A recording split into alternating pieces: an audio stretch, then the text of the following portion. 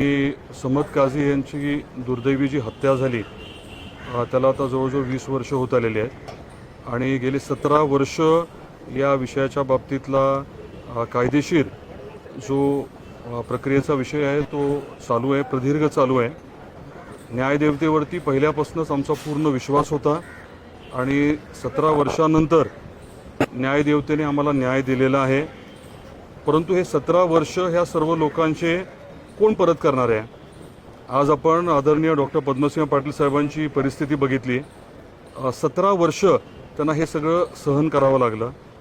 त्यांचा या विषयाशी कुठला संबंध नसताना राजकीय षडयंत्र जे केलं गेलं, आता टप्प्याटप्प्याने सगळ्याच गोष्टी पुढे येतील। परंतु आज निश्चितपणे आम्हाला सर्वांनाच मोठं समाधान आहे की न्यायदेवतेने आम्हाला न्याय दिला। दुर्दैवाने डॉक्टर साहेबांना नेमकं काय झालंय हे मी समजून सांगू शकत नाही, त्यांना ते कळणारही नाही। पण ही परिस्थिती कशामुळे उद्भवली, हे षडयंत्र जे आहे ते कोणी कशामुळे केलं, त्याच्यामध्ये कोण कोण प्यादे होते। आदरणीय डॉक्टर पद्मसिंह पाटील साहेब, आपल्याला कल्पना असेल की साधारण 1990च्या दरम्यान मुख्यमंत्री होणार होते। तसा त्यांना शब्द दिला होता, काही कारणामुळे ते होऊ शकलं नाही। 2009ला ते खासदार म्हणून निवडून आले होते आणि साधारण ज्या कालावधीमध्ये कॅबिनेटचं एक्सपॅन्शन होणार होतं, बरोबर तेव्हाच काही लोकांनी या बाबतीमध्ये एका वेगळ्या पद्धतीने पुढाकार घेतला आणि जे काही षडयंत्र रचलं गेलं ते बऱ्यापैकी आज कोर्टाच्या माध्यमातून आमच्याही लक्षात आलेलं आहे। आणि एकदा प्रत्यक्षात कोर्टाची ऑर्डर उपलब्ध झाल्यानंतर, त्याचं वाचन केल्यानंतर मग मी आपल्याला सविस्तर बोलू शकेन। या पूर्ण प्रक्रियेमध्ये सुरुवातीपासून ज्यांनी आमच्यावरती विश्वास ठेवला आणि अतिशय ताकदीने आमची साथ दिली, त्यांचे मी मनापासून आभार व्यक्त करतो। आई तुळजाभवानी आणि संत गोरोबा काकांचा आशीर्वाद नेहमीच डॉक्टर पद्मसिंह पाटील साहेबांच्या पाठीशी आहे। लाखो करोडो जनतेचा त्यांच्यावरती विश्वास आहे, प्रेम आहे आणि आज निश्चितपणे न्यायदेवतेने आम्हाला न्याय दिला एवढी भावना मी व्यक्त करतो। 1990 मध्ये तुम्ही काँग्रेसमध्ये असताना त्यांना मुख्यमंत्री पदाचा शब्द दिला गेला, ते झालं नाही। 2009 मध्ये कॅबिनेट मंत्री होणार अशी शक्यता होती, त्यावेळेला सुद्धा एक्सपॅन्शनच्या वेळेलाच हा सगळा खटला पुढे आणला गेला।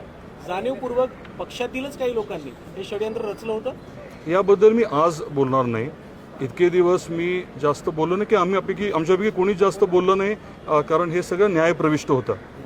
बरेच जण ह्याचा राजकीय फायदा घेत होते, अतिशय चुकीची विधानं, दादांत खोटी विधानं करत होते, परंतु मी तेव्हा काहीच बोललो नाही। योग्य वेळेस मात्र गरजेनुसार अनेक गोष्टी मी पुढच्या काळात बोलेन, आज यापेक्षा जास्त नाही बोलणार। या घोटाळ्याच्या विरोधात आता सीबीआय हे उच्च न्यायालय देखील धाव घेणार आहे। दुसरीकडे उपमुख्यमंत्री एकनाथ शिंदे यांनी अमित शाह यांच्याशी फोनवरून चर्चा केलेली आहे आणि याबाबत न्याय मिळावा या संदर्भात देखील बातचीत केलेली आहे। राजकीय दृष्ट्या या सगळ्या घडामोडींकडे आपण कसं पाहता? याविषयी मी एवढंच म्हणेन की न्यायदेवतेवरती आमचा पूर्ण विश्वास आहे आणि कुठे न्यायालयीन प्रक्रिया असेल त्याच्यामध्ये आमची जी बाजू आहे ती आम्ही ठामपणे मांडू आणि आम्हाला निश्चितपणे न्याय मिळेल।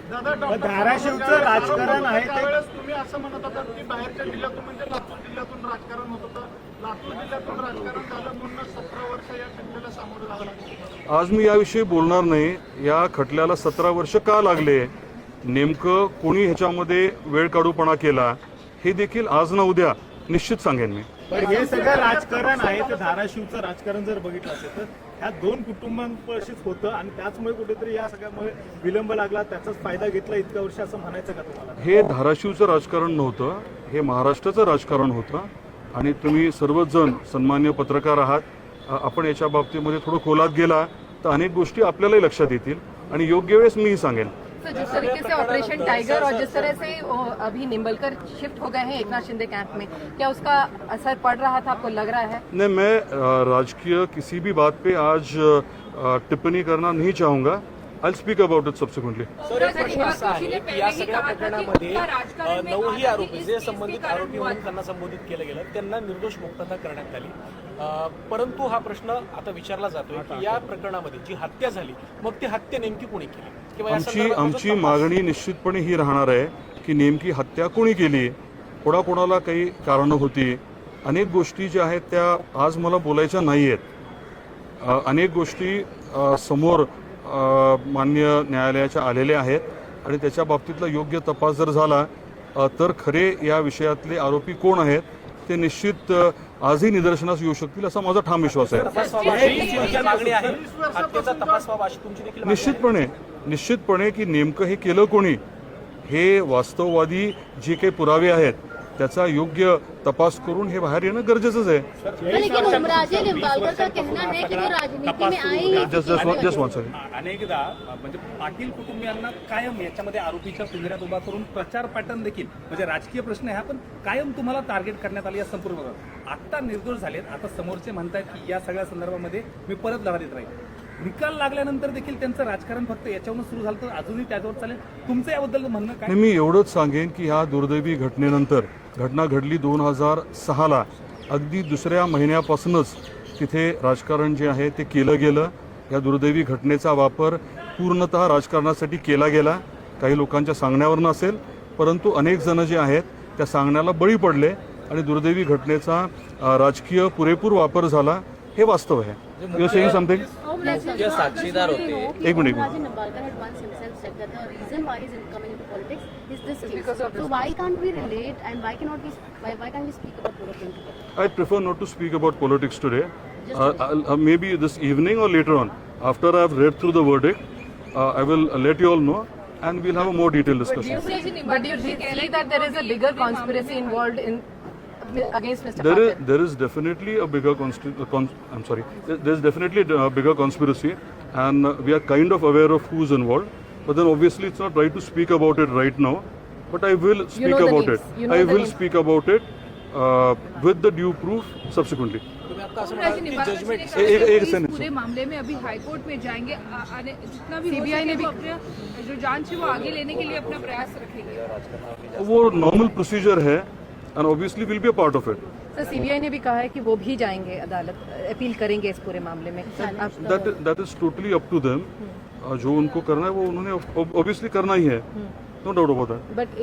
But given the fact that CBI is a central agency where the central government is of the NDA and This working is obviously independent of anything else, and everyone should obviously trust that.